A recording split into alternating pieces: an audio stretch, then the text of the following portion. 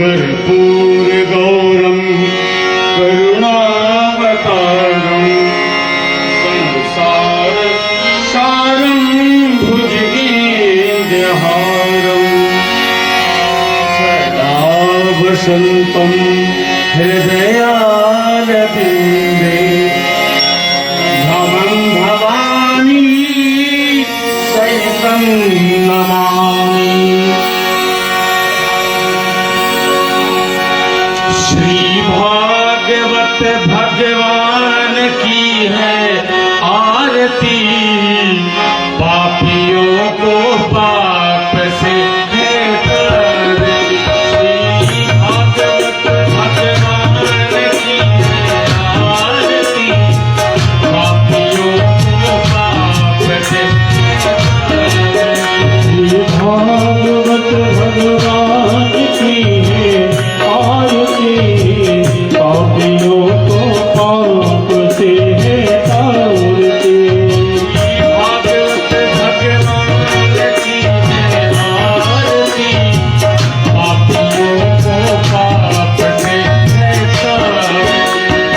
भागवत भगवान की है आरती, पापियों को पाप से है तारती।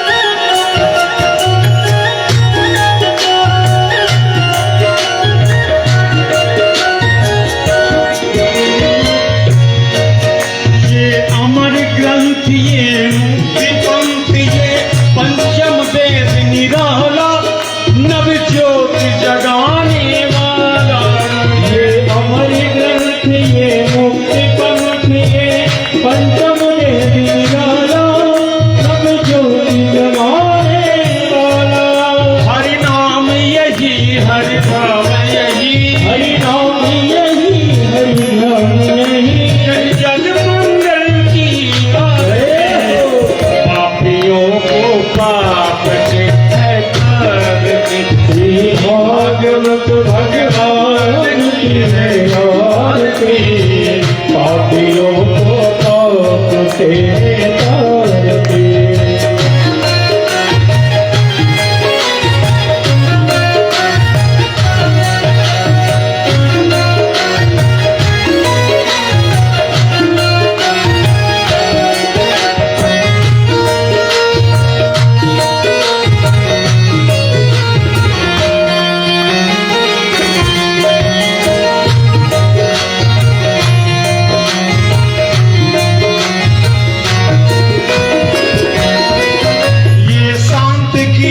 पावन पुनीत पापों को मिटाने वाला, हरि दर्श दिखाने वाला। ये शांत गीत पावन पुनीत पापों को मिटाने वाला, हरि दर्श दिखाने वाला। ये सुख करनी ये दुख हरनी, ये सुख करनी ये दुख हरनी। श्री मधुसूदन की पापियों को पाप से है तारती। श्री भागवत भगवान की है आरती, पापियों को पाप से है तारती।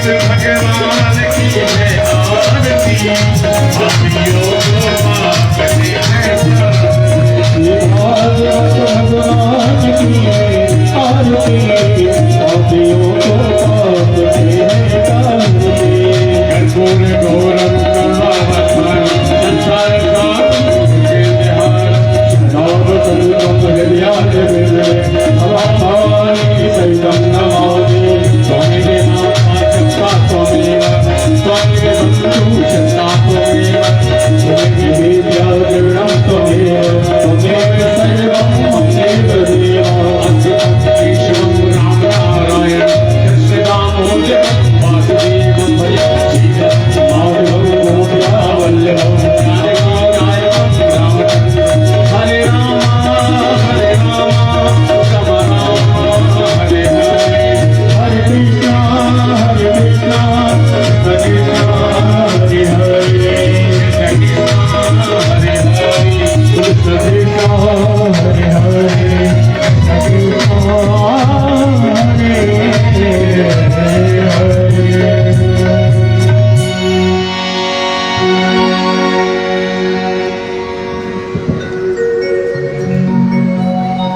जय श्री कृष्ण।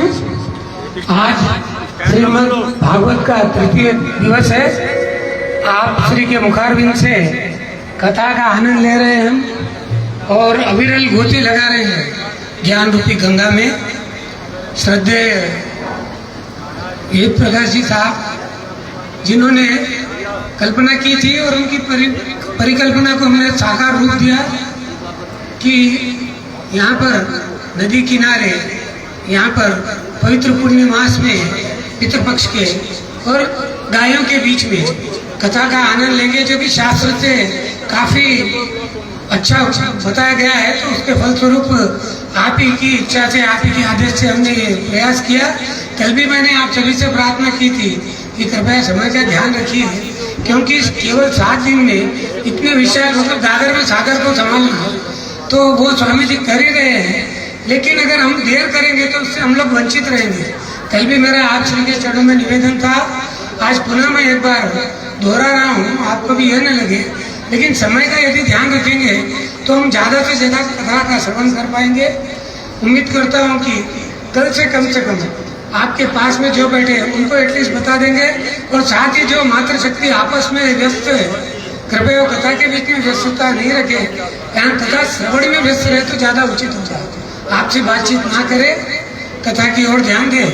आज कथा में आपको हिरण्याक्ष के जन्म से लेकर कथाएं होगी, बाद में वामन अवतार होगा और यहाँ वामन भगवान यहाँ पर स्वयं पधारेंगे यहाँ इस कथा पंडाल में और आपको दर्शन लाभ देंगे। तो ये हमारा सौभाग्य होगा कि इस पवित्र पुण्य क्षेत्र में भगवान वामन जी के हम साक्षात दर्शन कर पाएंगे शाम में कथा के बीच में। और उसके पहले और भी 4 गर्भित कथाएं आएंगी और हमको शिक्षा मिलेगी कि जीवन में हमको क्या करना है। तो हम लोग अगर लेट करेंगे तो वो कथाओं से वंचित हो जाएंगे। नहीं तो ऐसा सुअवसर बार बार प्राप्त नहीं होता कि नदी किनारे गैयों के बीच में और पवित्र पुण्य मास में और आपके श्रीमुख से कथाओं का जो हम श्रवण कर रहे हैं, तो इसमें बहुत सी चीज़ें ऐसी मिलेगी जो हमको जीने की कला सिखाएगी। कैसे जीना है, क्या जीना है, धर्म क्या है, पाप क्या है, पुण्य क्या है।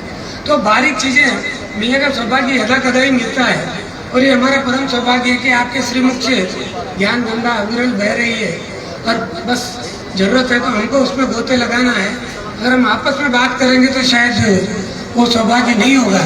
तो मैं बारंबार यही कह रहा हूँ कि आपसी बातचीत छोड़ दे और आपके श्रीमुख से जो कथा का लाभ हमको मिलता है कृपया श्रवण करें वो और अपने जीवन में आत्मसात करने का प्रयास करें। ज़्यादा समय न लेते हुए मैं आपके श्री चरणों में निवेदन करूंगा कि कथा को आगे बढ़ाए और हमको ज्ञान गंगा में गोते लगवाए। पंडित जी।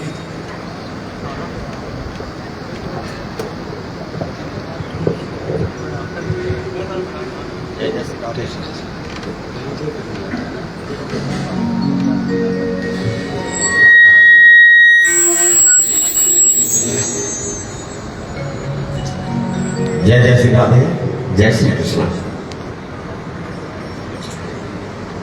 व्यासपीठ से आप सभी भक्तों का हार्दिक स्वागत, अभिनंदन। देखिए, हम जैसा कि भी हमारे दुर्गा प्रसाद जी तिवारी जी ने जैसा कहा कि पंडित जी के व्यास जी के आदेशानुसार उन्होंने जैसा कहा उस प्रकार से यहाँ पर ये एक केवल इतना एक मंतव्य हो सकता है, एक सोच हो सकती है हमारी। करने वाला परमात्मा है, उसकी जो इच्छा होती है वो करा देता है। बस निमित्त हम बन सकते हैं और हमारे इस निमित्त में भी आप सब भक्तों का बहुत बड़ा सहयोग है। हाँ, इतना जरूर एक प्रार्थना जरूर कर सकता हूं कि यदि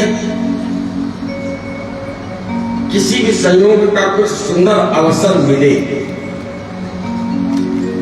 उस अवसर का लाभ अवश्य उठाया जाए।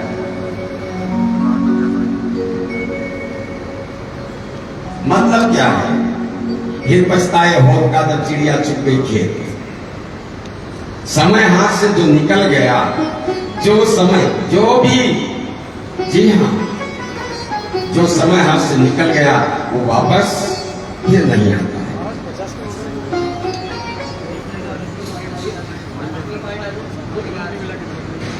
हरि ओम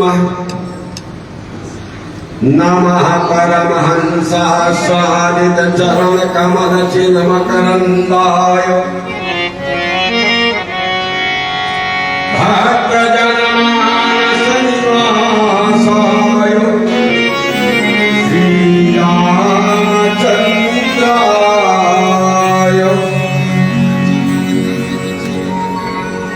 हेयं सदा परिभवान्नमभीष्टदोहम् तीर्थास्पदं शिवविरञ्चिनुतं शरण्यम् भक्त्यादिहं प्रणतबालभवादिबोधम् वन्दे महापुरुषते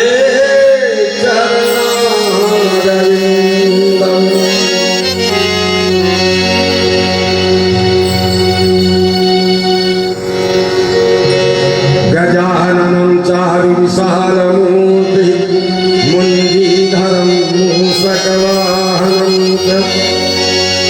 चतुर्भुजं चञ्चलकर्णनेत्रं गणाधिपं गौरीसुतं नमामि।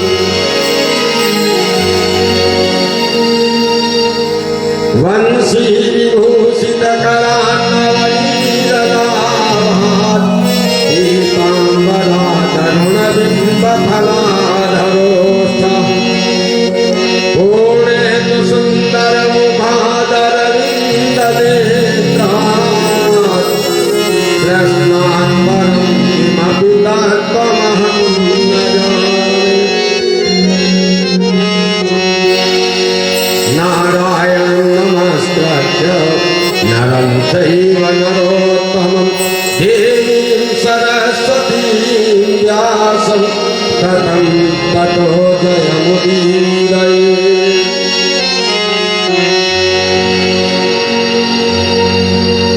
त्वमादिदेवा पुरुषः पुराणं त्वमस्य विश्वस्य परं निधानं वेत्तास्येयं च परं च धाम त्वया ततं विश्वमनन्तरूप गुरुर्ब्रह्मा गुरुर्विष्णु गुरुर्देवो महेश्वरः गुरुर्साक्षात् परब्रह्म तस्मै श्रीगुरवे नमः।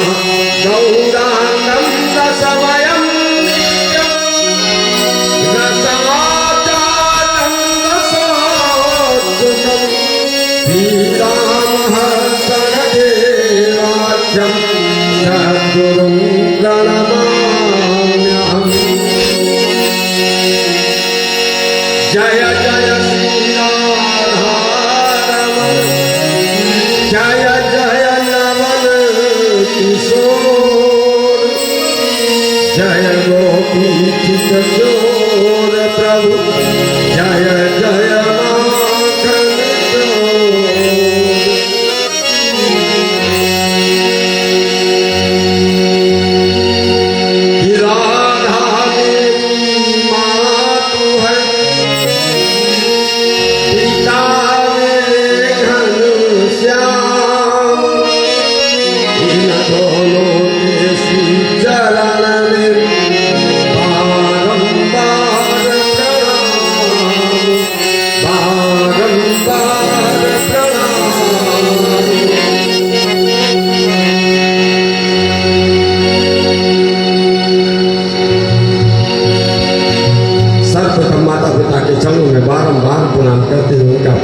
परमाशीष लेते हुए परम श्रद्धेय श्री सतगुरुदेव जी महाराज के चरणों में बारंबार अर्चन वंदन नमन स्तमन करते हुए उनका आशीर्वाद लेते हुए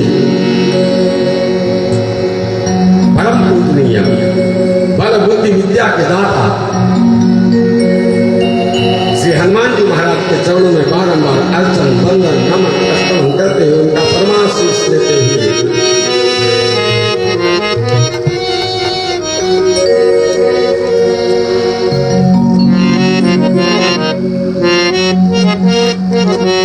युगल सरकार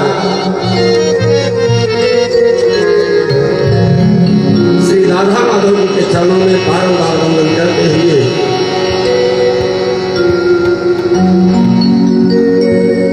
मंचासीन उपस्थित समस्त ब्राह्मण देवताओं को बारंबार प्रणाम करते हुए सभी ब्राह्मणों का आशीर्वाद लेते हुए उपस्थित भक्तजन मानस सभी को जय जय श्री कृष्ण, जय जय श्री राधे।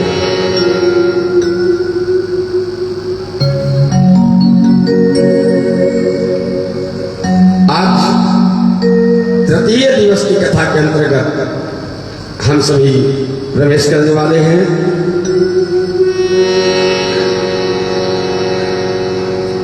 और जैसा कि नियमानुसार अपनी वाणी को पवित्र करने के लिए हम सभी मिलकर के 2 बार भगवान नाम संकीर्तन तत्पश्चात आज की कथा का प्रारंभ करें।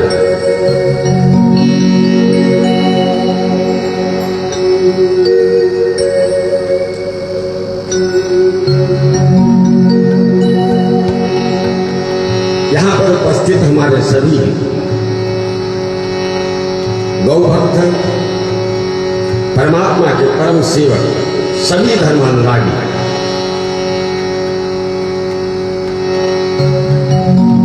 हमने ये बात पहले दिन कही थी, आज तीसरा दिन है और फिर वही बात कहूंगा। जिससे प्रेम करो तो फिर उस दीवानगी के हद तक, जी हाँ, प्रेम की कोई परिभाषा नहीं है। प्रेम मूक है, उसकी कोई परिभाषा नहीं। प्रेम केवल समझा जा सकता है। और जहां तक रह गई बात, कहना तो नहीं चाहिए, प्रेम है, लगाव है, एक दीवानगी की हद तक। आज केवल यहाँ ही नहीं, ऐसा नहीं है कि हम अपने गौशाले में बैठे तो ऐसी बात कह रहा हूं। 21 तारीख तक यहाँ पे कथा है और 21 तारीख को ही रात में हम चले जाएंगे निजामाबाद के लिए, जो कि हमारे YouTube चैनल फेसबुक पे जो लाइव टेलीकास्ट कर रहे हैं, हमारे पवन संस्कार चैनल के करता रहता हमारे मित्र, हमारे बच्चे हैं।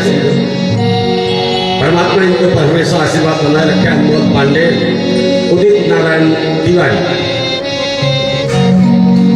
परमात्मा की कृपा है ये लोग इतनी दूर से आए और इन्होंने बताया महाराज जी आपका अगला कार्यक्रम 22 तारीख से निजामाबाद राम कथा का कार्यक्रम है निजामाबाद। ये रुकना नहीं चाहिए। बस परमात्मा से प्रार्थना यही है कि इतनी शक्ति अवश्य देते रहना कि भजन संकीर्तन प्रभु आपका नाम लेना कहीं रुक ना जाए।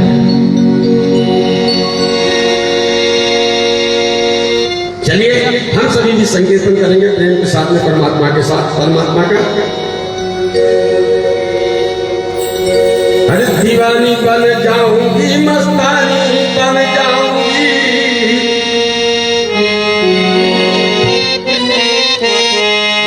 अरे दीवानी बन जाऊंगी, मस्तानी बन जाऊंगी, दीवानी बन जाऊंगी, मस्तानी बन जाऊंगी, दीवानी बन जाऊंगी, मस्तानी बन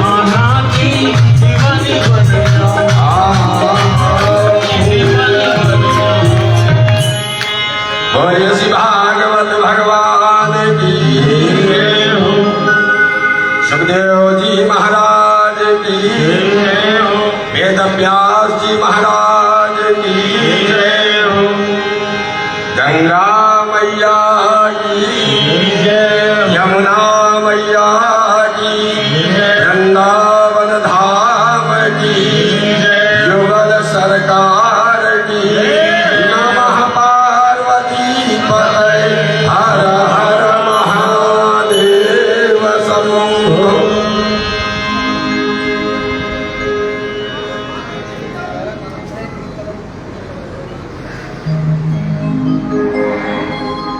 कल हमने महाराज परीक्षित जी को जिस प्रकार से श्राप हुआ, तत्पश्चात महाराज परीक्षित जी से सुखदेव जी की मुलाकात और भागवत जी की कथा का रसपान करना,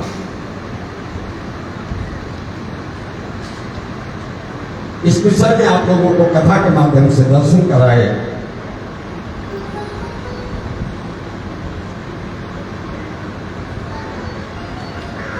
और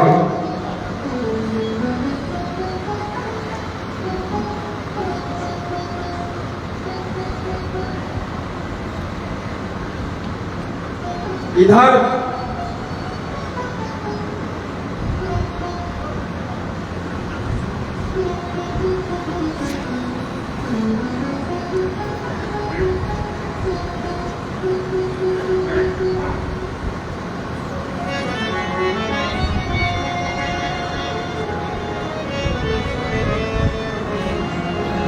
महाराज के 6 प्रश्नों के उत्तर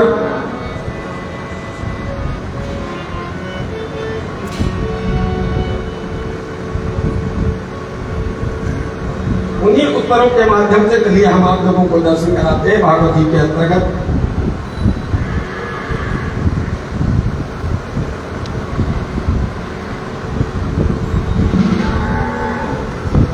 छह प्रश्न जीवन के 6 जटिल प्रश्न है। पहला प्रश्न है,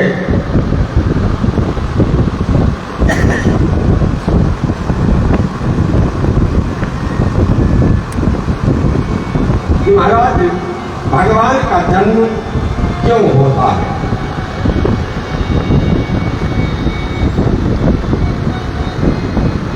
अच्छा एक बात बताएंगे आप लोग, राम जी का जन्म क्यों हुआ?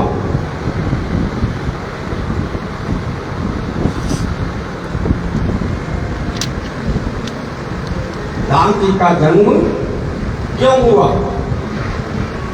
रावण को मारने के लिए। सही बात है ना, बिल्कुल सही बात। जरा ये रावण को मारने वाले के लिए राम जी का जन्म हुआ, उसमें कितने लोग वोट दे रहे हैं आप लोग जरा हाथ उठा देंगे ऊपर।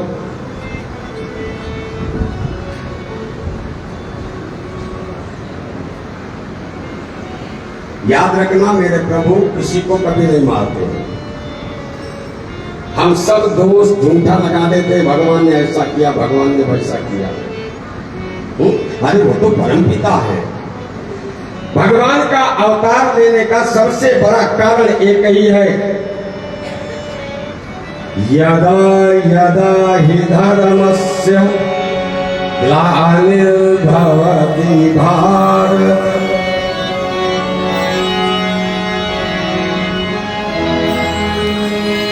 जब जब धर्म की हानि होती है, अधर्म बढ़ जाता है, अभ्युत्थानम् अधर्मस्य तदात्मानं सृजाम्यहम्। धर्म की स्थापना करने के लिए परमात्मा का जन्म होता है, अधर्म को मारने के लिए नहीं, धर्म की स्थापना करने के लिए। याद रखना यही संसार का सबसे बड़ा कटु सत्य है। हम सब अधर्म को खत्म करने की चक्कर में पड़े रहते हैं और स्वयं अधर्म भी बन जाते हैं। अधर्म को खत्म करने की कोशिश मत करो, धर्म को मानने की कोशिश करो, धर्म को बढ़ावा देने की कोशिश करो, अधर्म अपने आप मिट जाएगा।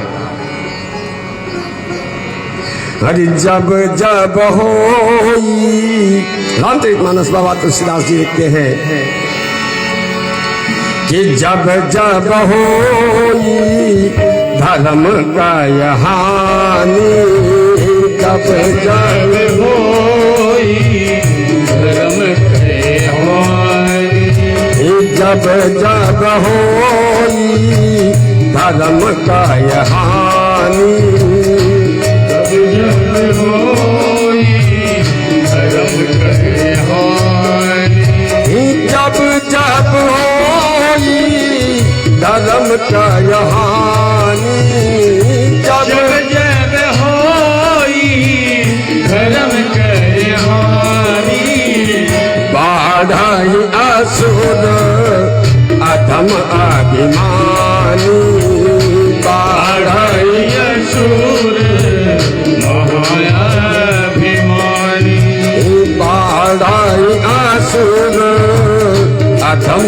अभिमानी, बाढ़ई असुर महाभिमानी, तब तब प्रभुधारी, तब तब प्रभुधारी विविध शरीरा, हरहि कृपा निधि सज्जन पीरा, हरहि कृपा निधि सज्जन पीरा, हरहि कृपा निधि सज्जन पीरा, हरहि कृपा निधि सज्जन पीरा, हरहि कृपा निधि सज्जन पीरा। जब जब हो ये धर्म के हानि, बाढ़हि असुर अधम अभिमानी, तब तब प्रभु धरि विविध शरीरा, हरहि कृपा निधि सज्जन पीरा।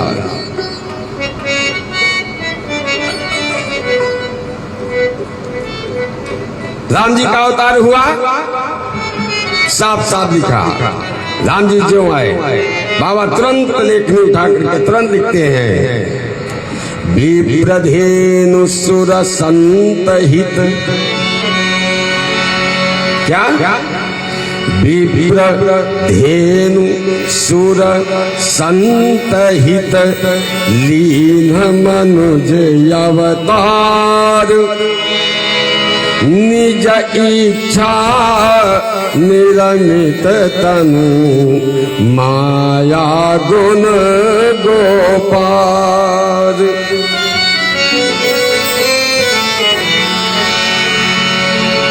तो भगवान का अवतार क्यों होता है?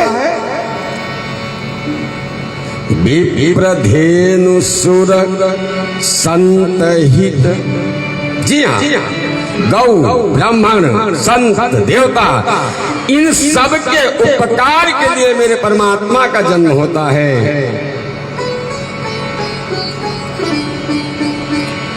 अब ये मान के चलिए कि हमारे जो ब्राह्मण देवता विप्र देवता लोग बैठे हैं ना, सबसे बड़ी बात ये हमारे जो पोथी के यजमान हैं, पोथी यजमान, उन लोगों से एक प्रार्थना करके सुना। तो ब्राह्मण देवताओं से तो मैं प्रार्थना कर चुका हूँ, पोथी पाठ के लिए जो यजमान जिन्होंने पोथी पाठ यहाँ पे बिठाया है, उनसे एक प्रार्थना कर लेता हूँ। आप इनको छोड़ दीजिए। सचिव वैद गुरु तीन जो प्रिय बोलहि भय आस। ब्राह्मण देवता है, मैं भी इनसे कुछ कह तो नहीं सकता हूँ। ना ना ना, ये स्वतंत्र हैं। हमने तो अपनी जीवन की कुंजी लगाम इनके हाथ में सौंप रखी है। अब इनकी इच्छा जो करना है वो करने दीजिए। आप स्वतंत्र हो जाइए, बिल्कुल निश्चिंत हो जाइए, स्वतंत्र हो जाइए। आपने संकल्प ले दिया है ना इनको, बस यदि ये कुछ अब करते हैं गड़बड़ तो परमात्मा के दरबार के दोषी ये ठहराएंगे, आप नहीं। जी हाँ,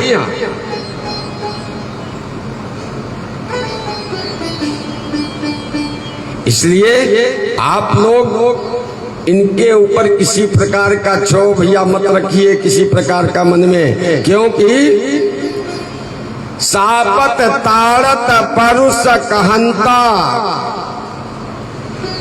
जी हाँ, साप देते हुए, मारते हुए, डांटते हुए, अपशब्द कहते हुए, कैसा भी हो, फिर भी कहा कि ब्राह्मण पूजनीय है।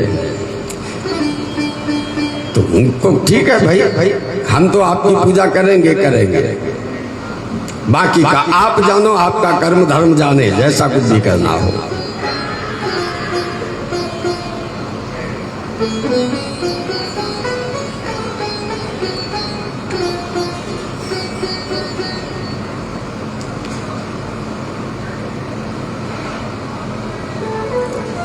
तो ये हुआ कि भगवान का जन्म क्यों होता है। दूसरा दूसरा प्रश्न, भगवान के जन्म यदि हुए हैं, अवतार हुए हैं, तो कितने हुए और कहां कहां हुए। भगवान के 24 अवतार भागवत जी में बताए गए हैं। नारद जी, सनक सनंदन सनातन सनत कुमार, राम जी, परशुराम जी, वेद व्यास जी, सुखदेव जी, ये सब भगवान के ही अवतार हैं।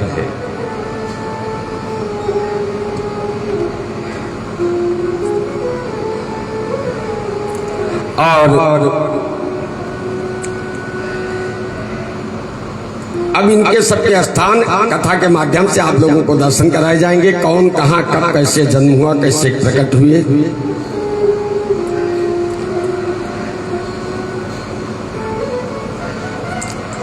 और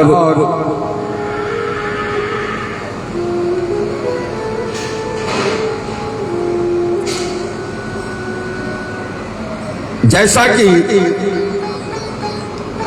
तीसरा प्रश्न कहा कि यदि भगवान परमात्मा भ्रकुटी विलास सृष्टि लय होई, जिन परमात्मा के एक इशारे मात्र से सृष्टि की रचना हो जाती है, प्रलय आ जाता है, उनको यहाँ पर आने की आवश्यकता क्या पड़ गई, जो वो जन्म लेकर के स्वरूप धारण करके यहाँ पर आते हैं। और कहा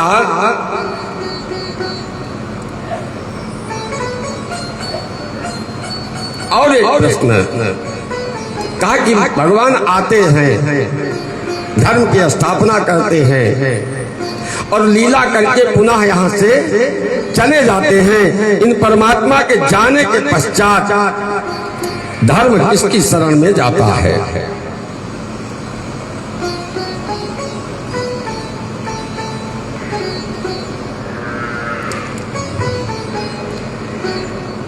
इस प्रकार से जब 6 प्रश्न आ गए सामने, तो महाराज इन 6 प्रश्नों का उत्तर देते हैं। चलिए हम भागवत जी की कथा में प्रविष्ट करते हैं। समय बहुत ले लिया हमने आप लोगों का।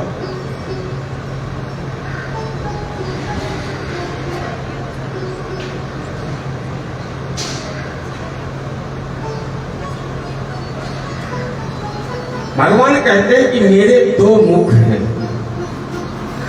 2 मुख कौन कौन से? एक मुख है ब्राह्मण और दूसरा मुख है अग्नि। लेकिन भगवान कहते हैं कि हैं तो वैसे मेरे दोनों मुख, परंतु दोनों में ब्राह्मण के मुख से पाकर के मैं तृप्त होता हूँ, जितना कि अग्नि के मुख से पाकर के उतना तृप्त नहीं होता हूँ, जितना ब्राह्मण के मुख से प्राप्त करके मैं तृप्त होता हूँ।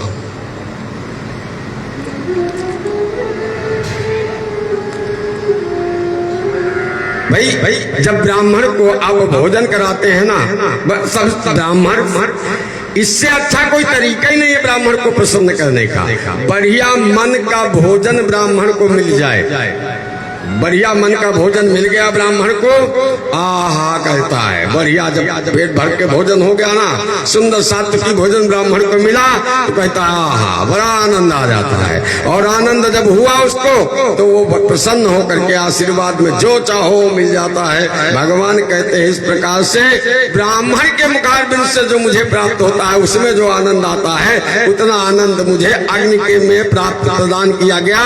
स्वाहा से भी वो आनंद नहीं आता जो आहा कहने भी आनंद आता है। ब्राह्मण को प्रसन्न करने सबसे बढ़िया तरीका एक ही है, इससे बढ़िया कोई तरीका नहीं। बढ़िया सुंदर सात्विकी भोजन ब्राह्मण को मिल जाए।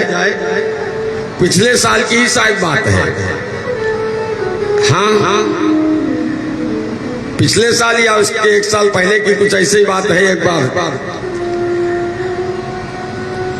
यहाँ ऐसे ही यही पितृपक्ष का समय चल रहा था और मैं घूमते फिरते गौशाले को पहुंच गया।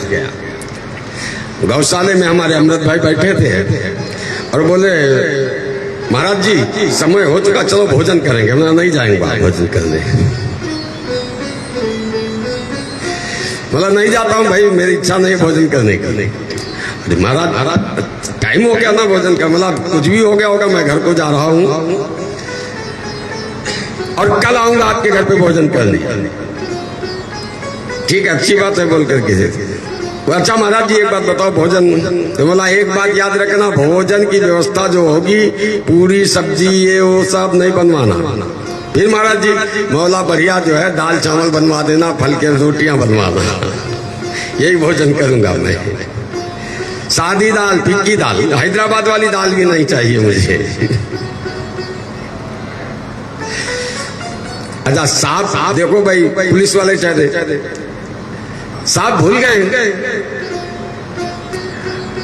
भाभी जी को बताया भी नहीं कि महाराज जी। अच्छा मैं अपने टाइम से उठाया गाड़ी, सीधा पहुंच गया घर पे।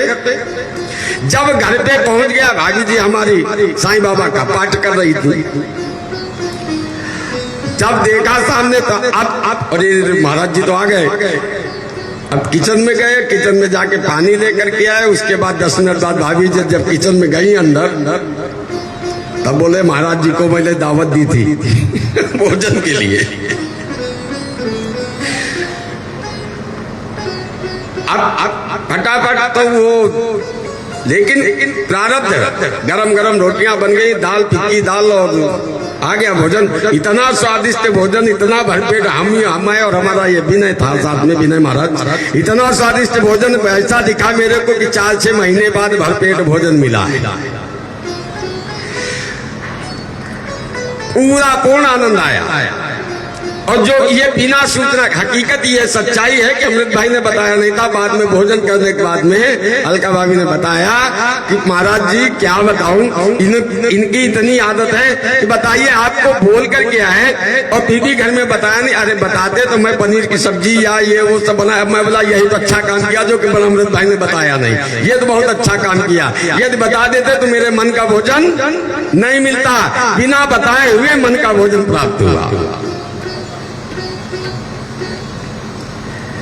देखिए ये ब्राह्मण होते हैं, ब्राह्मणों की स्थिति यही है। ब्राह्मण स्वतंत्र है, इनकी पता नहीं कब कहाँ किस जगह पे पहुंच जाए। जी हाँ, ऐसी स्थिति बनी एक बार ब्रह्मा जी के मानस पुत्र जो कहे जाते हैं, सनक, सनंदन, सनातन, सनत कुमार, ये चारों भाई जो कि ब्रह्मा जी के श्राप बस 5 वर्ष के बालक बने घूमते हैं, चारों भाई पहुंच गए नारायण के द्वार पर। और जो ही नारायण के द्वार पर पहुंचे तो भगवान के 2 द्वारपाल हैं जिनका नाम है जय और विजय। ये दोनों द्वारपाल,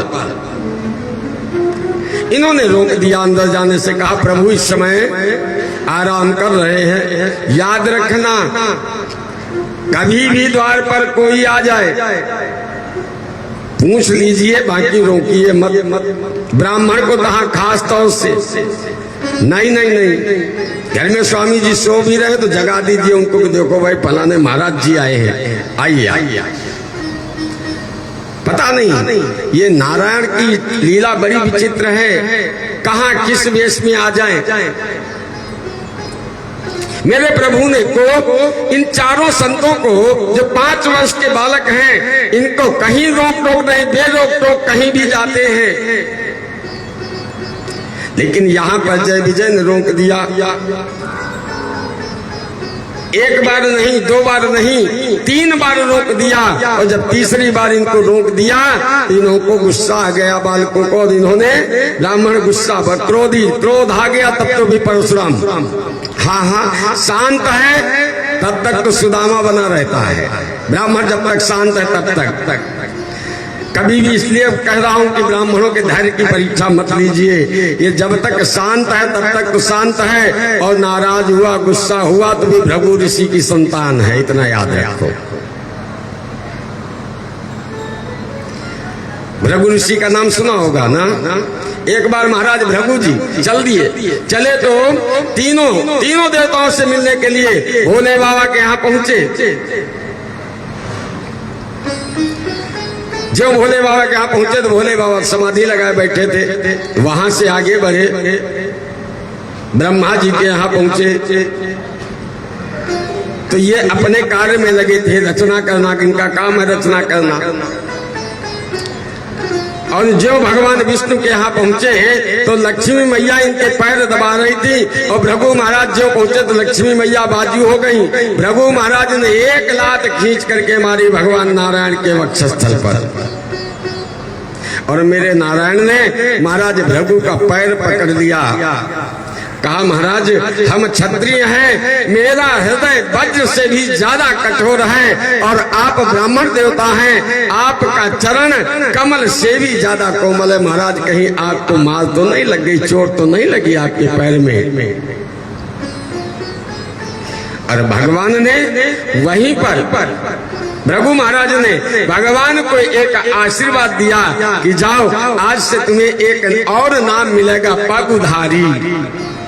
भगवान के वक्षस्थल पर वही भृगु महाराज का चरण चिन्ह आज भी विराजमान है।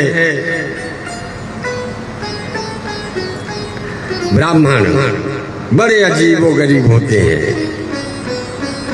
शांत, इसलिए ब्राह्मण को जितना हो सके शांत रहने दीजिए, छेड़ो मत उससे। अब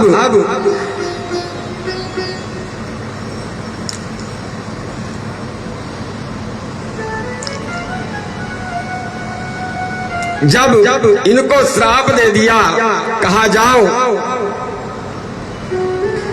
जब बार 3 बार रोका तो कहा जाओ तुम लोगों ने 3 बार रोका, मुझे तुम्हें श्राप देता हूं कि तुम दोनों 3 जन्म तक राक्षस हो जाओ।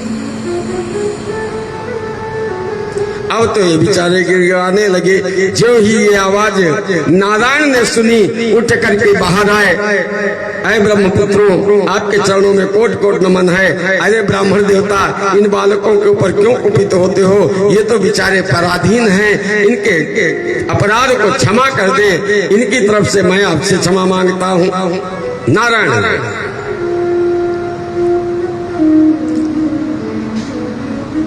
तब इन सनकाद ऋषियों ने कहा कि देखो श्राप तो जो इन्हें दिया वो तो अवश्य मिलेगा, लेकिन ये 3 जन्म तक राक्षस अवश्य होंगे। तीनों जन्म में इतने बड़े राक्षस होंगे, इतने बलिष्ठ होंगे, इतने ताकतवर होंगे कि इन्हें कोई मार नहीं सकता। इन्हें मारने के लिए स्वयं आपको जाना पड़ेगा पृथ्वी पर।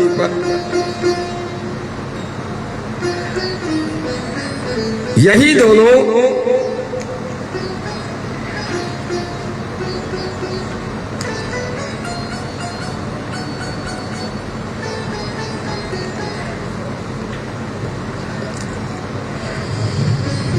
और तत्पश्चात भगवान ने उन ब्राह्मणों को श्रद्धा पूर्वक नमन किया है, और नमन करके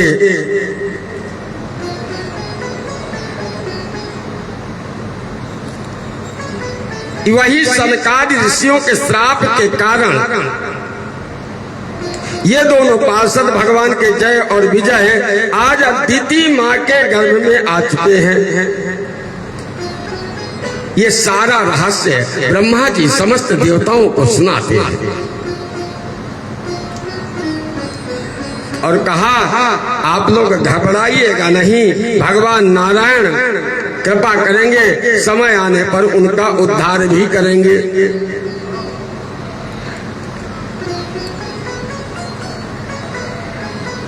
प्रतीक्षा हमने आप लोगों को बताया कि सुखदेव जी महाराज अपनी माँ के गर्भ में 12 वर्ष तक रहे थे। 12वें वर्ष में इनका जन्म हुआ, और ये हिरण्याक्ष और हिरण्याकश्यप ये दोनों अपनी मैया दिति के गर्भ में 100 वर्षों तक लिया रहे हैं। 100 वर्ष बाद जन्म लिया इन्होंने। जिन दोनों भाइयों के नाम हैं हिरण्याक्ष और हिरण्यकश्यप। देखते देखते दोनों भाइयों का शरीर पर्वताकार, विशाल शरीर के मालिक, 10-10 हजार हाथियों का बल एक एक के अंदर। मुकुट पहन लेते थे तो मुकुट आकाश में लहराता था, इतना विशाल शरीर।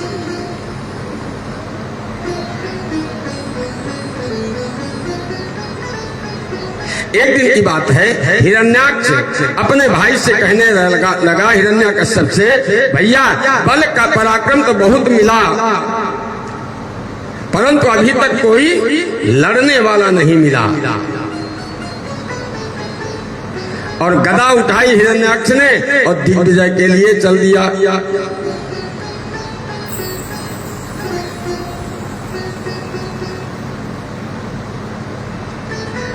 गदा उठाई, सीधा स्वर्ग पे आक्रमण बोल दिया।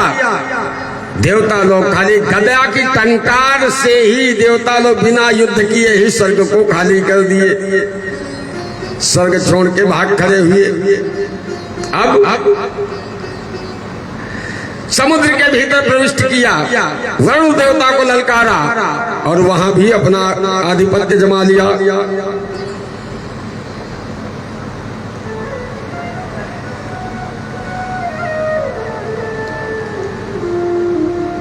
और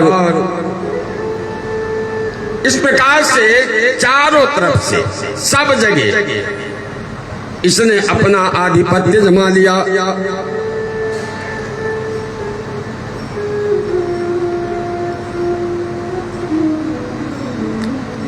और अचानक से रास्ते में नारद बाबा मिल गए हिरण्याक्ष को। नारद बाबा मिले तो नारद बाबा से कहने लगा, हे बाबा सुन, क्या जहां देखो वहां बीड़ा लिए हुए नारायण नारायण करते रहता है, कौन है नारायण? कुछ लड़ना भिड़ना भी जानता है या केवल नारायण नारायण की धुन लगा रखी है? नारद बाबा कहने लगे, नाना भैया, अरे मैं तो संत हूं, लड़ना भिड़ना मुझे नहीं आता है।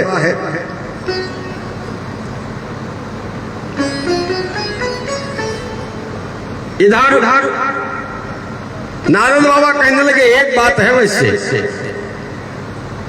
मुझे तो लड़ना भिड़ना नहीं आता है, लेकिन एक काम अवश्य मैं कर लेता हूं। बोले क्या?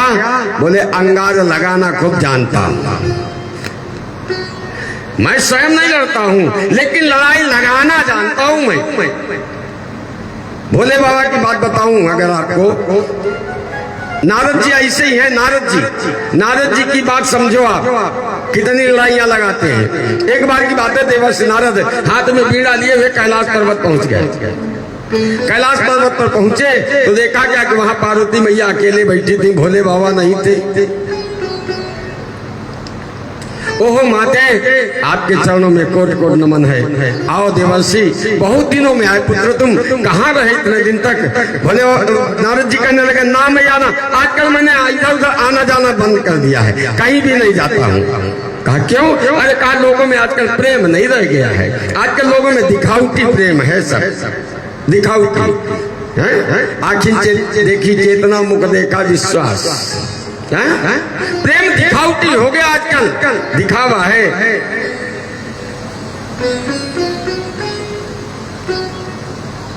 और कहीं तक सत्य बात भी है, ये बात सत्य है ना।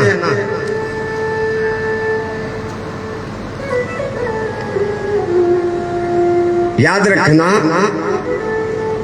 हम अपने विषय में जहां तक बता रहे हैं, यदि आपके द्वार पे घर पे कभी आऊं, स्पेशल व्यवस्था करने की कोई आवश्यकता नहीं है। आपके घर में जो कुछ भी हो, स्पेशल व्यवस्था एक चीज की है कि जो भी घर में नमक रोटी रखा हो ना, प्रेम से मुझे खिला देना, लेकिन प्रेम से खिला देना। वो नहीं तो सब बेकार है। आपके 56 भोग मुझे पसंद नहीं आते हैं, क्योंकि उसमें दिखावा ज्यादा दिखाई पड़ता है। दिखावा नहीं होना चाहिए। बोले बाबा कहने लगे, मैया आजकल सब जगह दिखावा बहुत ज्यादा हो गया है, दिखावटी प्रेम लोगों में रह गया है। महाराज जी आए हैं तो छेना मंगा दो जरा, वो क्या बोलते हैं, वो कलाकंद बोलते हैं हैदराबाद में, हैं? वो मंगा दो जरा महाराज जी को। अरे क्या मतलब है, ठीक है बढ़िया, घर में गुड़ रखा है ना, गुड़ देवना जी, गुड़ खा खिला के पानी पिलाओ, मस्त आनंद आता है। वो गुड़ जितना फायदेमंद है, क्या छेना उतना फायदेमंद हो सकता? नहीं हो सकता साहब। गुड़ फायदा करता है शरीर के लिए, गुड़ खिलाओ ना। हैदराबाद पहली बार जब हम आए थे, एक बार आज पहले चुके थे, लेकिन इसके बाद एक बार आज के 25 साल पहले लगभग शिव पुराण की कथा श्रृंग ऋषि भवन बेगम बाजार में सिखवाल समाज के द्वारा हमारे किया गया था कार्यक्रम। बहुत अच्छा लगा हमारे को। जब मैं जहाँ पर निवास दिया गया था हमको, वहां पर पहुंचे तो तमाम माताएं सब एकत्रित होकर के, और उन लोगों ने मेरा स्वागत जो किया, गुड़ खिला करके पानी पिला करके स्वागत किया था, और इतना अच्छा लगा था मुझे। सब लोग बुलाती थी और मैं एक हमको बुला के पाटे पे खड़ा कर दिए, और खड़ा करके सुंदर सा दही का तिलक और गुड़ खिला के पानी पिलाया। तो वो आनंद आया मुझे। ऐसा दिखा कि आज वाकई में हम अपने लोगों के बीच में बैठे हैं, अपने घर परिवार के लोग बाग स्वागत सम्मान कर रहे हैं दिल से। प्रेम आवश्यकता जरूरी है। नारद बाबा कहने लगे आजकल लोगों में दिखावटी प्रेम रह गया माते राम। नहीं नहीं, ऐसी बात नहीं है। कहा हमारे स्वामी तो वाकई में बहुत प्रेम करते हैं मुझे। जब ये बात कही पार्वती मैया ने, कहा सही बात। अरे कहा सही नहीं, मेरे प्रभु मेरे भोलेनाथ कभी कोई छल कपट नहीं रखते। यहाँ तक गुरु मंत्र किसी को नहीं बताया जाता, लेकिन मेरे स्वामी तो मुझे गुरु मंत्र भी बता देते हैं।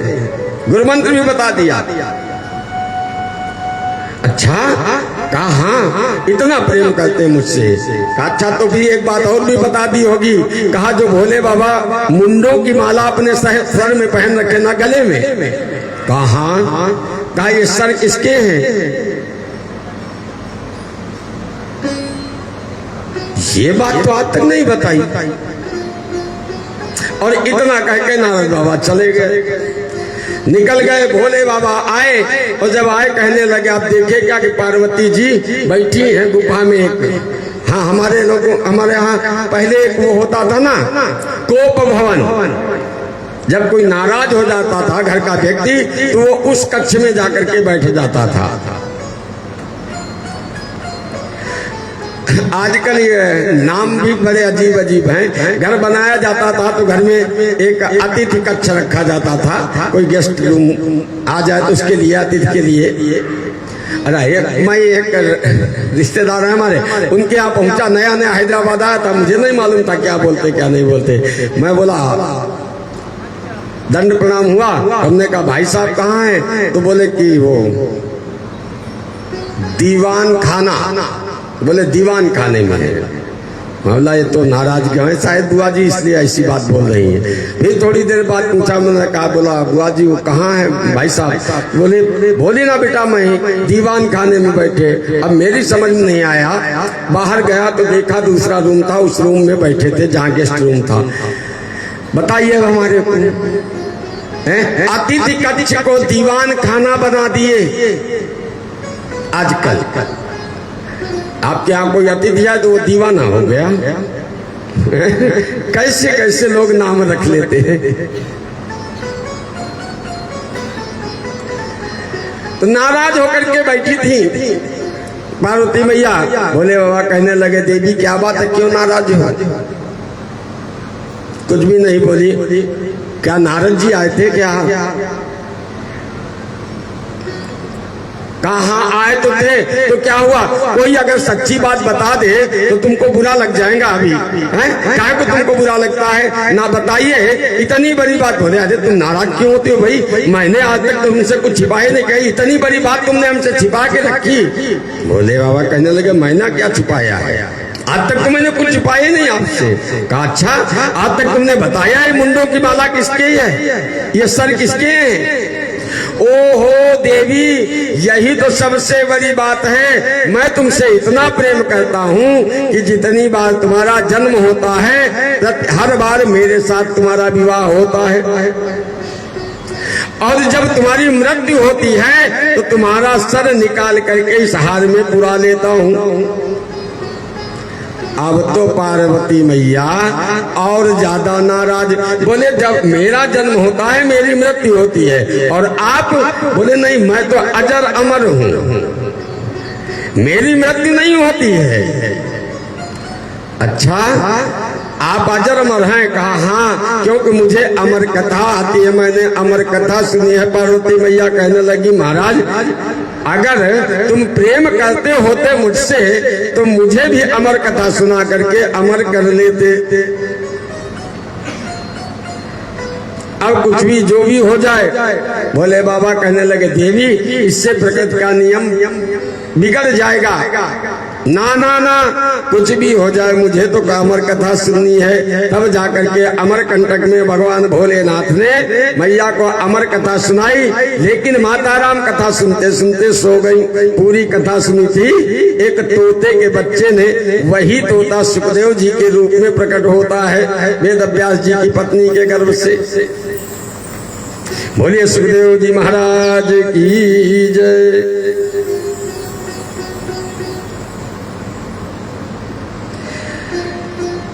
नारद बाबा लड़ाई भिड़ाई कराने में एक्सपर्ट हैं, लेकिन एक और खासियत है नारद बाबा की। नारद बाबा जब मिल जाएं तो समझ लो भगवान के दर्शन जल्दी होने वाले हैं।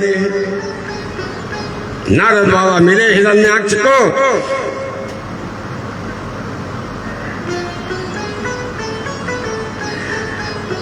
नारद बाबा ने कहा बेटा कोई अपना पहलवान अपने लायक ढूंढ लो, मैं संत आदमी, मुझसे लड़ाई झगड़ा नहीं होता, मैं लड़ नहीं सकता हूँ, मैं तो भजन करता हूँ।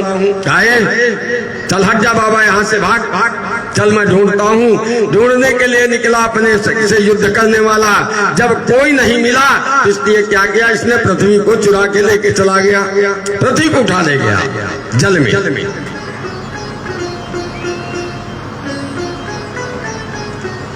और जब पृथ्वी को उठा ले गया, अब तो यहाँ त्राहिमाम होने लगी। इधर ब्रह्मा जी तैयार बैठे कि सृष्टि का रचना कैसे हो। इतने में ब्रह्मा जी को अचानक से छींक आ गई, और छींक आते ही एक नाक से ब्रह्मा जी की एक छोटा सा मांस का टुकड़ा उसी जल पे गिरा, और गिरते ही देखते देखते उस मांस का टुकड़ा इतना विशाल का शरीर धारण कर लिया है, 12 स्वरूप में वो प्रकट हुआ है। विशाल का मांस का टुकड़ा, छोटा सा टुकड़ा विशाल 12 रूप में प्रकट हो गया। बोलिए 12 भगवान की। 12 भगवान का प्राकट्य होता है, और भगवान 12 ब्रह्मा जी से दंड प्रणाम करते हुए कहते हैं महाराज आदेश कहा कि प्रभु एक काम करो, तुम जाओ पृथ्वी का उद्धार करके लाओ। 12 भगवान समुद्र में प्रवेश करते हैं, जल में प्रवेश करते हुए जाकर के, और 16 दिन तक हिरण्याक्ष के साथ में युद्ध करते हुए हिरण्याक्ष को सदगति प्रदान करके पृथ्वी को उद्धार करके पुनः स्थापना की है। बोलिए धरती मैया की जय। इसलिए पृथ्वी माता को 12 ही देवी भी कहा जाता है, क्योंकि 12 भगवान ने इनका उद्धार किया था।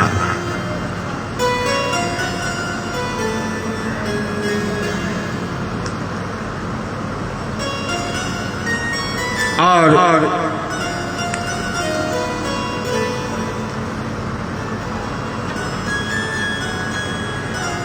इस प्रकार से भगवान ने 12 का उद्धार किया है सभी देवताओं ने। 12 भगवान ने हिरण्याक्ष को सदगति प्रदान की है, और सभी देवताओं ने मिलकर के भगवान की बड़ी सुंदर प्रार्थना की है।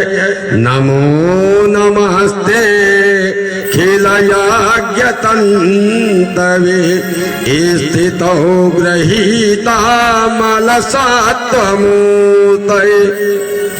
देष्ट्याहतोऽयं जगतामरोऽन्तु दास्त्वात्पाद भाग्या वयमीश निर्व्रताः।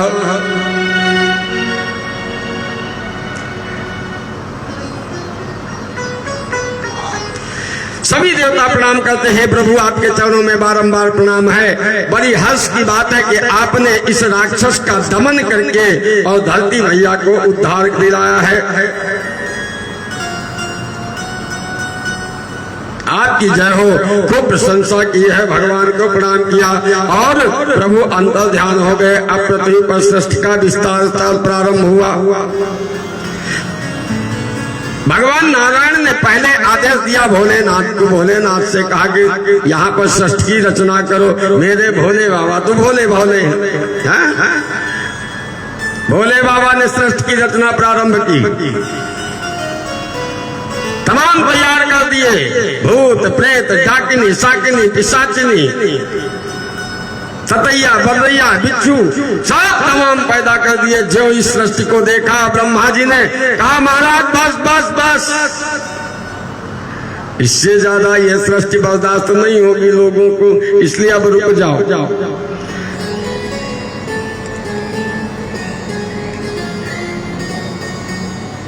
और तत्पश्चात ब्रह्मा जी ने अपनी दाहिनी जंघा का मंथन करवा करके एक पुरुष को प्रकट किया है, जिनका नाम है स्वयंभू मनु।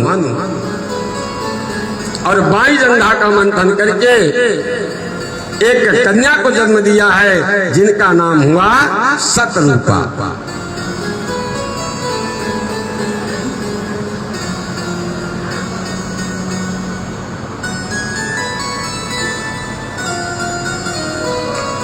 और इन्हीं के द्वारा इस सृष्टि की रचना हुई। स्वयंभू मनु और सतरूपा, हम सभी स्वयंभू मनु की संतानें हैं, इसीलिए हमको मानव कहा जाता है। मनु की संतान है इसलिए मानव कहा गया। और कुछ लोग हमारे ऊपर छींटाकशी भी करते हैं। मैं किसी के धर्म के ऊपर आक्रमण नहीं करता हूं, लेकिन मैं सनातन धर्मी हूँ। यदि कोई मेरे ऊपर छींटाकशी करता है तो बर्दाश्त भी नहीं करता हूँ।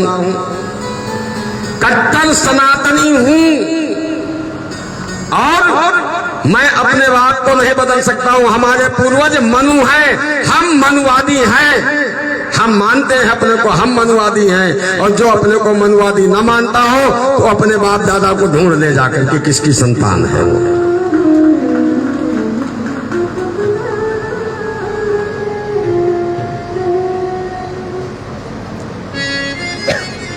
और हम ब्राह्मण हैं, हमारा धर्म है गौ संतों की रक्षा करना, धर्म की रक्षा करना। यदि हम ही धर्म की रक्षा नहीं करेंगे तो फिर आपको हम कैसे शिक्षा दे सकते हैं।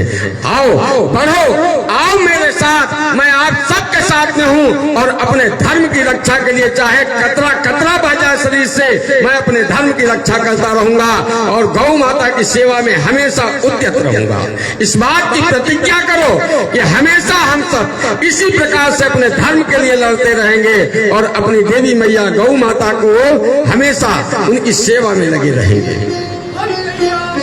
बोल गौ माता की।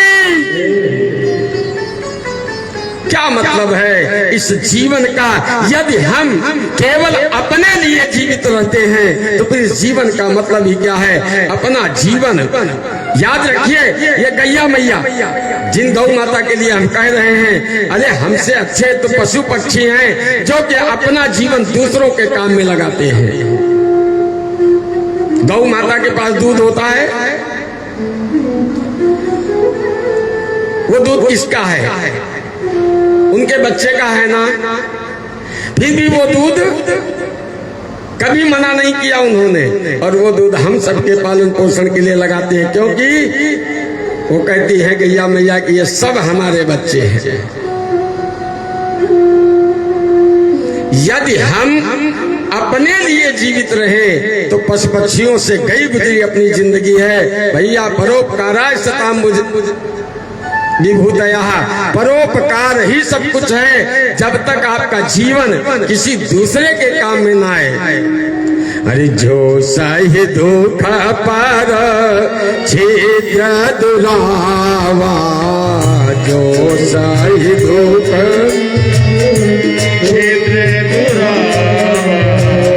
जो सही दुख पर छिद्र दुरावा, जो सही पर छिद्र दुरावा, बंधनिया सोई जग यश पावा, बंधनिया सोई जग यश पावा, बंधनिया सोई जग यश पावा। अपने शरीर पर कष्ट सहन करके जो दूसरों के लिए परोपकार करता है, संसार में उसी का नाम होता है और वही संसार में वंदनीय होता है। और देखो भगवती मैया की इतनी बड़ी कृपा, यहाँ रोज, जी हाँ, कल गोकर्ण जी पधारे थे तो आज भक्ति मैया भी आई है। आज और एक गैया माता ने जन्म दिया एक बच्चे, भक्ति मैया भी पधार गई है। जय जय श्री राधे।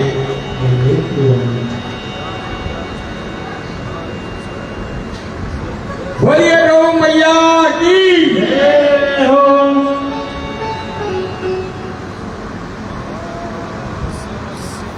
जब भोले बाबा के द्वारा सृष्टि नहीं हो पाई, इन्होंने स्वयं मनु और शत्रुपा को जन्म दिया ब्रह्मा जी ने और इन्हें आदेश दिया कि जाओ सृष्टि की रचना करो।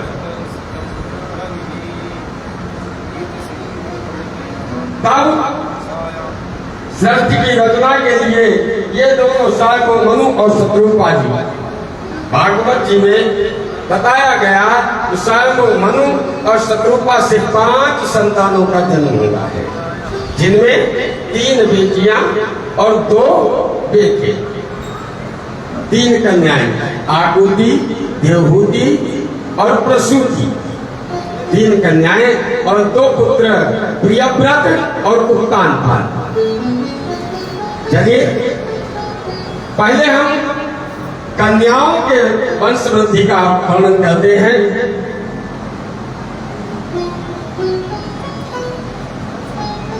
इस प्रकार से कन्याओं का जन्म हुआ, बेटियों का वंश कैसे बताया गया।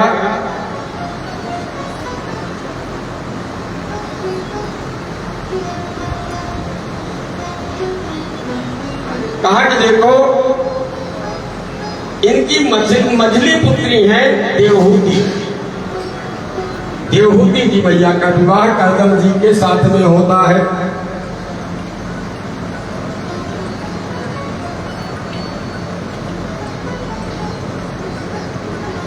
कर्दम जी ने विवाह के समय एक शर्त रख दी थी कि देखो मुझे जब एक संतान की प्राप्ति हो जाएगी तब मैं पुनः वानप्रस्थी हो जाऊंगा। आजकल भी लोग संत बन जाते हैं, महात्मा बन जाते हैं, लेकिन आजकल संत बनने का तरीका अलग है। हाँ, पहले विरक्त होते थे सब कुछ सांसारिक माया मोह को त्यागने के लिए, और आजकल विरक्त होते हैं सांसारिक मोह माया को निपटाने के लिए। सही है। आजकल जितने बड़े बड़े संतों को देखोगे उनके तमाम अखाड़े, तमाम उनके चेले चपड़, वो बड़ी व्यवस्था रहती है। 2-4 चेलिनियां भी उनके साथ में रहती है। बड़े बड़े संत, नाम किसी का नहीं लेना चाहिए। वो और ज्यादा माया मोह में लिप्त है। संत का मतलब होता है संतुष्ट रहने वाला, जो मिल जाए उतने में संतुष्ट हो जाए। अरे वो संत किस काम का, जो बताइए हमको, सत्य को धाऊं। हाँ, उनसे जब तुलना करने बैठता हूँ बोलता हूँ कि कहीं कहीं दिल्ली परमात्मा ने मुझे अच्छा रखा। अरे उन्होंने तो गौ माता के गोबर को भी नहीं छोड़ा, गौ माता के गोबर को नहीं बेचते हैं, गंगा जी को नहीं छोड़ा, गंगा जल पैक करके बोतल में बेचते हैं। बेचन वेद धर्म तुहिले ही, वेद को बेच रहे हैं, धर्म का दोहन कर रहे हैं। और यहाँ पर डंके चोट पे दोनों हाथ करके कहता हूँ, मैं चैलेंज के साथ में यहाँ कथा करने आया हूँ। तिवारी जी हमारे पहले फोन करके गए हैं कि पंडित जी ने ऐसा महाराज जी ने कहा और ये सब हो गया यहाँ। आप लोगों का सहयोग अच्छी बात, लेकिन एक बात तिवारी जी नहीं बताए, हमारी दक्षिणा आप लोगों को बताई नहीं कि महाराज जी ने दक्षिणा कितनी पूछी है।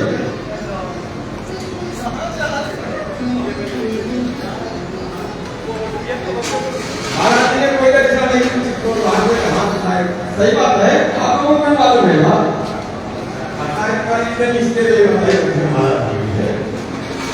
जी हाँ, आज तक परमात्मा से यही प्रार्थना करता रहा हूँ, बिना मांगे इतना मिल जाता है कि अपना जीवन को पालन हो जाता है। और एक ही मन में कामना इतनी है, इससे ज्यादा कुछ चाहिए नहीं। साईं इतना दीजिए जाने कुटुंब समाए, मैं भी भूखा ना रहूं साथ न भूखा जाए। बस इन सब का निरंतर सेवा होती रहे, इससे ज्यादा कुछ नहीं चाहिए। और परमात्मा यदि हाथ फैलाना पड़े तो आपके सामने और किसी के सामने हाथ फैलाओ, बस इससे ज्यादा कुछ नहीं।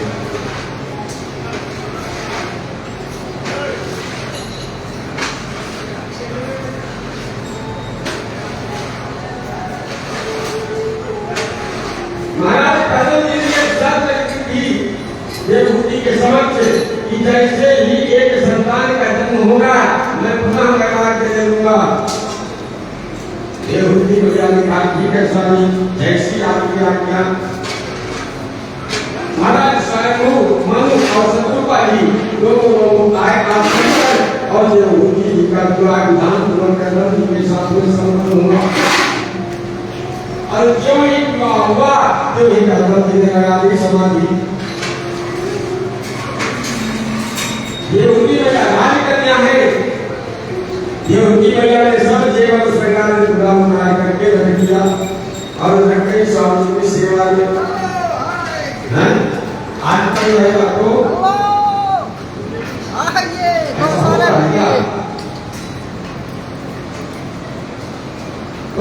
समाधि बैठ गए वो बाबा वहां लगा करके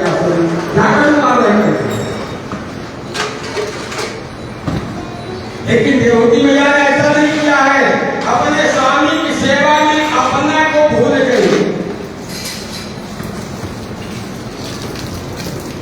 देहाभिमान छूट गया, स्वयं केवल परमात्मा की सेवा में, अपने स्वामी की सेवा में, अपने पति की सेवा में लगी रही है।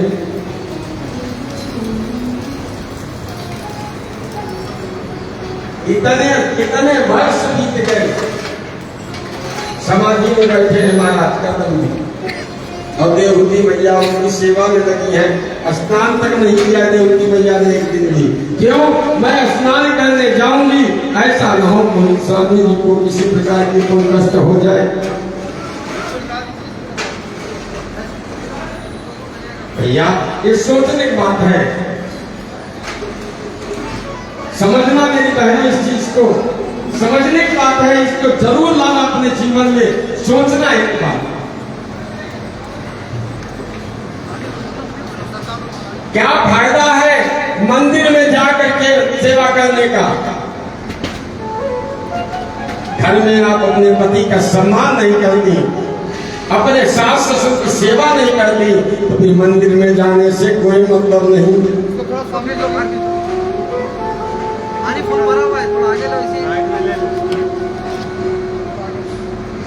याद रखना सब, अरे आप देवी शक्ति हैं, आपके द्वारा ही मैं हूँ, नहीं तो आप मैं कहाँ से? ये पुरुष वर्ग आया कहाँ से? ये मात्र शक्ति के अंदर वो क्षमता है जो बिना पुरुष के भी संतान को जन्म देती है। जी हाँ, कुंती से काल का जन्म हुआ, अंजनी मैया से हनुमान जी का जन्म हुआ,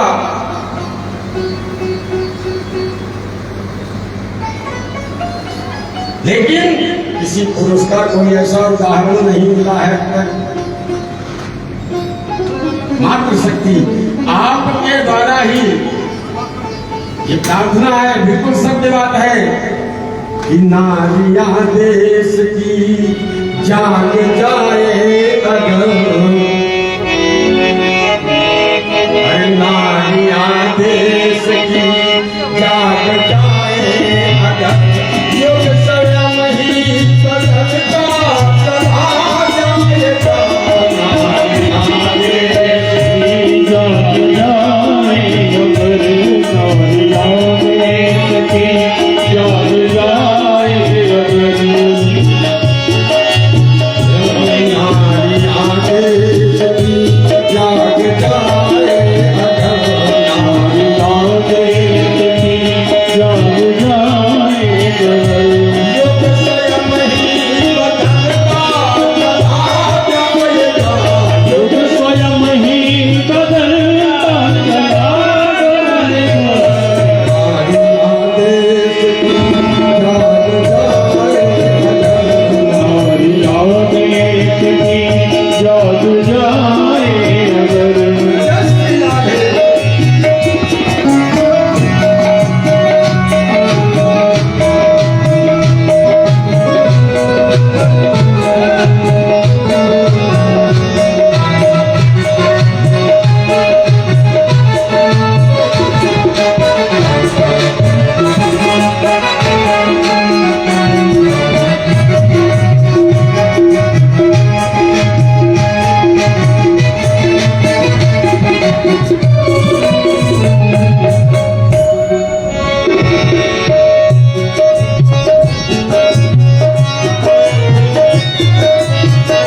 सखियां जागरण गीत गाए अगर, सखियां जागरण गीत गाए अगर, हृदय ही बदलता चला जाएगा। हर हृदय ही मचलता चला जाएगा। नारियां देश की जाग जाए अगर, नारियां देश की जाग जाए अगर, युग स्वयं ही बदलता चला जाएगा। युग स्वयं ही बदलता चला जाएगा। नारियां देश की जाग जाए अगर, नारियां देश की जाग जाए अगर,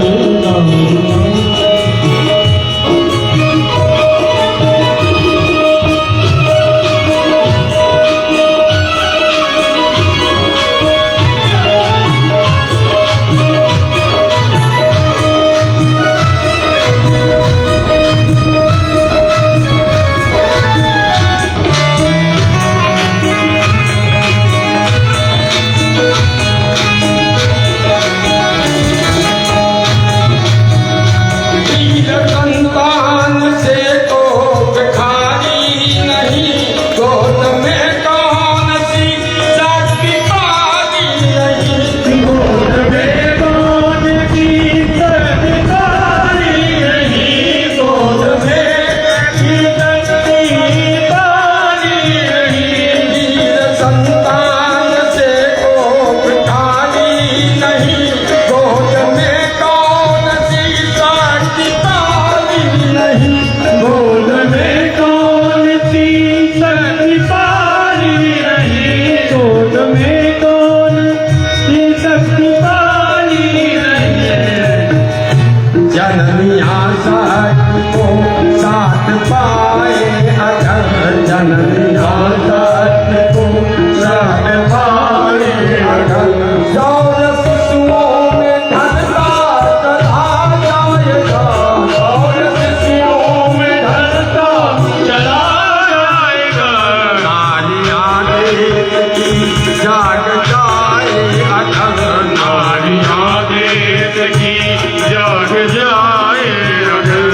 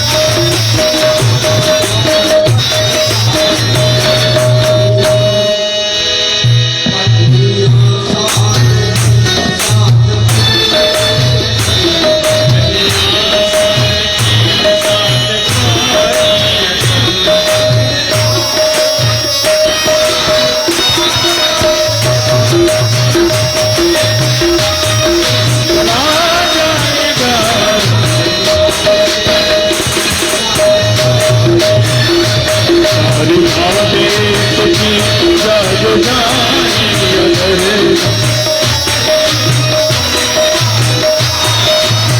अगर नहीं बदलता चला जाएगा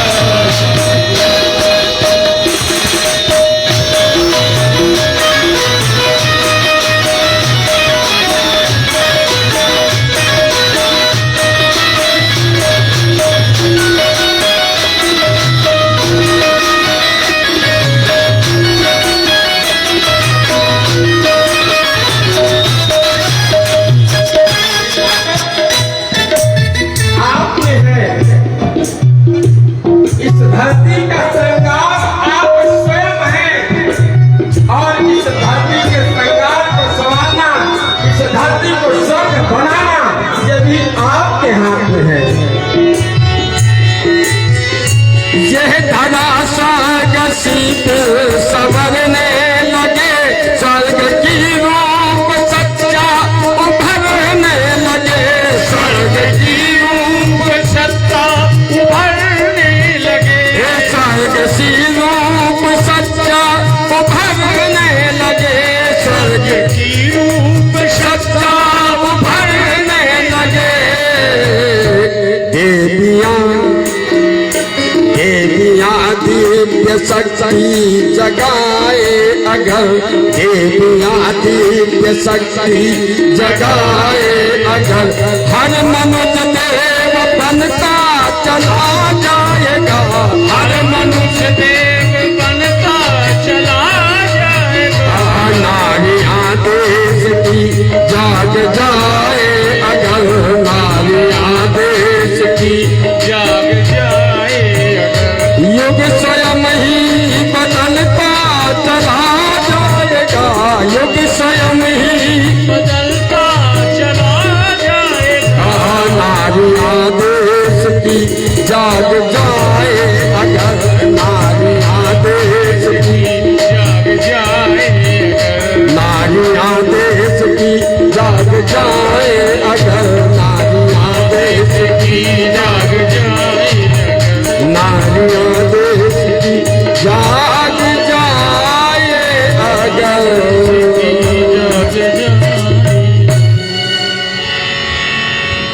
जी हाँ, आप ही हमारी शक्ति हैं। याद करो वो दिन जब लक्ष्मण ने मेघनाथ को मारा तो सुलोचना ने एक बात कह दी थी कि लक्ष्मण मेरे पति को कभी नहीं मार सकते थे, लेकिन कारण यह है कि यहाँ मैं अकेली हूँ और वहाँ उर्मिला और सीता दोनों हैं। ये ताकत होती है आप में। याद करो उन सावित्री को जिन्होंने अपने पति के प्राण यमराज से लड़ करके वापस ले लिए थे। वो शक्ति है आप में। धीरे धीरे समय बीता और महाराज करदम की समाधि खुली और समाधि खुलते ही करदम जी महाराज ने जो देखा देवहूति की तरफ, ओहो, तुरंत कहने लगे, दोस्तों हम तो मानवी मान दाया शुश्रूषया पर मया परया च भक्त्या। ऐ मानवी, जी हाँ, महाराज मनु की पुत्री हैं, इसीलिए कहा है ऐ मानवी मैं तुम्हारी सेवा से परम प्रसन्न हुआ, वर मांग लो, क्या चाहिए तुम्हें। देवहूति जी ने कहा, स्वामी आपकी सेवा करना तो ये तो मेरा धर्म था, कोई एहसान नहीं किया हमने, आपकी सेवा करना मेरा धर्म है। और यदि महाराज आप प्रसन्न हैं तो आपने ही कहा था मुझे एक संतान देने के लिए, वो संतान के गृहस्थ जीवन में आपने प्रवेश किया है, विवाह किया है, तो महाराज इस गृहस्थ जीवन के जो नियम हैं, एक संतान की प्राप्ति मुझे हो जाए। ओहो देवी मैं तो भूल गया था। और तुरंत जो ताली मारी तो ही एक सुंदर सा विमान सज धज करके आ गया है। और देवहूति मैया से कहने लगे, महाराज करदम जी देवी प्रविष्ट करो विमान में। देवहूति मैया कभी विमान को देखती है, कभी अपने को देखती हैं। कितने की वर्ष बीत गए, देवहूति मैया ने स्नान नहीं किया है। विमान बड़ा सुंदर है। तुरंत करदम जी महाराज समझ गए, तमाम दास दासियां उपस्थित हो गई, देवदासियां आई हैं और सुंदर सा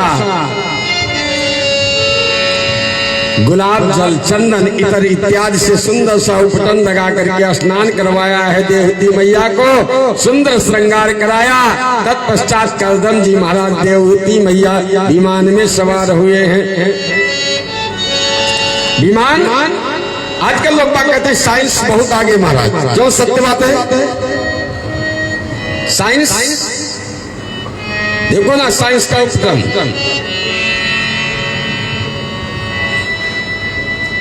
ये साइंस का ही तो उपक्रम है ना। देखो यहां बैठे अकेले धीरे धीरे बोल रहा हूं, वहां तक आवाज जा रही है, सबको हवा भी लग रही है, रोशनी प्रकाश भी अच्छा है। लेकिन आजकल साइंस इतना ही है। और तब का साइंस बता दूं, वो जो हमारे संत महात्मा थे उनका साइंस देखिए। ऐसा सुंदर विमान आया, ना डीजल की जरूरत, ना पेट्रोल की, ना पायलट की, कुछ भी नहीं। और उस विमान के अंदर की और एक विशेषता बता दूं, जिस विमान में मैया देवहूति और करदम जी महाराज सब सवार हुए हैं, उस विमान के अंदर ही 9 कन्याओं का जन्म हुआ है। महाराज करदम ऋषि के द्वारा देवहूति मैया के गर्भ से 9 कन्याएं, 9 कन्याओं का जन्म हुआ है। यानी प्रत्येक वस्तु की व्यवस्था उस विमान के अंदर ही थी, कोई कमी नहीं। सब कुछ, जितनी भी वस्तुएं जरूरत थी, सब कुछ था विमान के अंदर। जब 9 कन्याओं का जन्म हुआ, तब जाकर के महाराज करदम जी को ध्यान आया और कहने लगे, देवी अब मैं टिकने वाला नहीं, मैं तो चला, मैंने तो एक संतान के लिए कहा था, ये तो 9 कन्याएं हो गई। करदम जी महाराज जब चलने लगे, देवहूति मैया ने हाथ जोड़े और कहा, महाराज मैं आपको रोकूंगी नहीं, लेकिन महाराज ये कन्याएं हैं, इनके विवाह हो जाएंगे, ये सब अपने अपने घरों को चली जाएंगी। आपने एक पुत्र की बात कही थी मुझसे, एक पुत्र आखिरकार वृद्धावस्था में मेरा सहारा कौन होगा?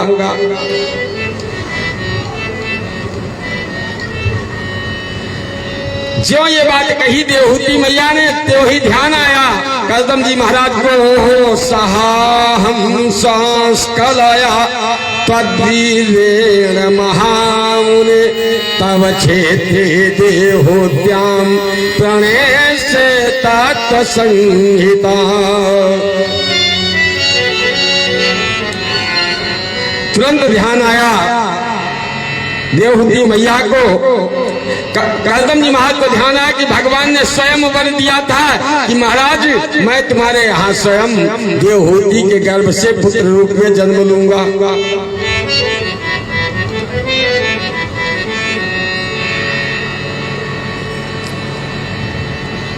अरे देवहूति, मैं तो भूल ही गया था, तू तो साक्षात नारायण की जननी बनने वाली है, तेरे गर्भ से तो साक्षात नारायण का जन्म होगा। इस प्रकार से सांत्वना दी है और कहा कि देवी समय आने पर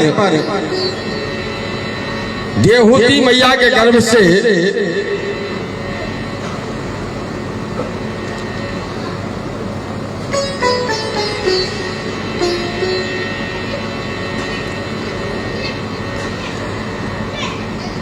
एक बालक का जन्म हुआ, जिनका नाम है कपिल देव।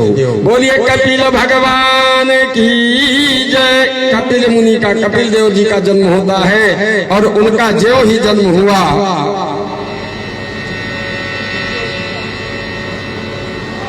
जन्म लेते ही 5 वर्ष के कपिल देव जी हैं, उसी समय हाथ जोड़ करके और महाराज करदम जी ने तप करने के लिए चले गए हैं। देवहूति मैया ने नहीं रोका है, करदम जी चले गए और तत्पश्चात देवहूति मैया को सुंदर सा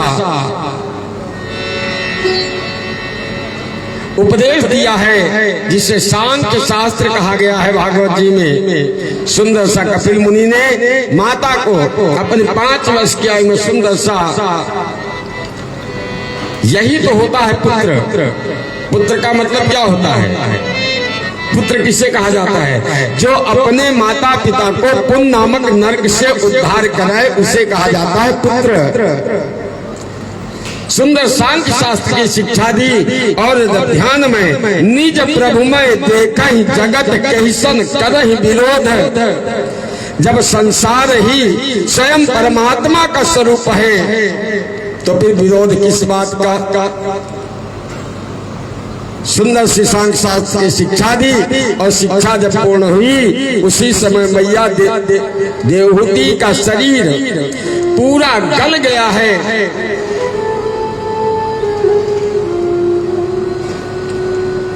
और गल करके पूरा शरीर जल जैसा हो गया है, जलमय हो गया है। और वहीं पर समाधि लगा करके महर्षि कपिल मुनि बैठ गए हैं मैया के गोद में। बोलिए कपिल भगवान की जय, बोलिए देवहूति मैया की जय। भगवान संसार सागर का यही नियम है।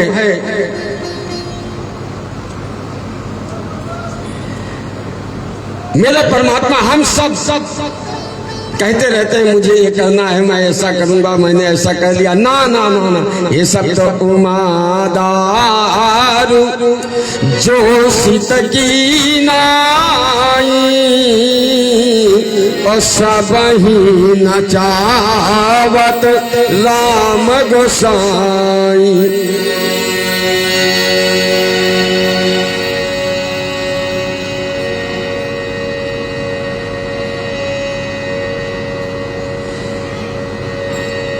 इस प्रकार से देवहूति माँ को श्रीमद् भागवत संहिता के तृतीय स्कंद में भगवान कपिल ने सुंदर सा उपदेश दिया है। नाम संकीर्तन ही सबसे बड़ा उपदेश बताया है देवहूति मैया को कपिल भगवान ने। नाम संकीर्तन, इसलिए हम सब का भी एक काम कर लेंगे ना, हम सब भी। देवहूति मैया ने भगवान के ध्यान में लग करके अपने शरीर को गला दिया है, जल रूप में परिणित हो गई हैं। कपिल मुनि जी महाराज सागर में बैठ करके तप करने लगे हैं। और चलिए हम सब भी नाम संकीर्तन रूपी गंगा में गोते लगाते हैं। नौका में नाम संकीर्तन रूपी नौका में बैठ करके और इस संसार सागर जो भाव सागर कहा जाता है, इससे पार होने की कोशिश करते हैं।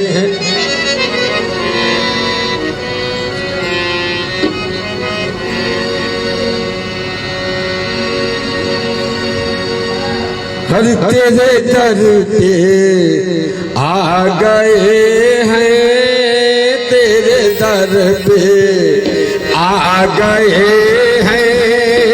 तेरा नाम जपते जपते, तेरा नाम जपते जपते तेरे दर पे आ गए हैं, तेरे दर पे आ गए हैं।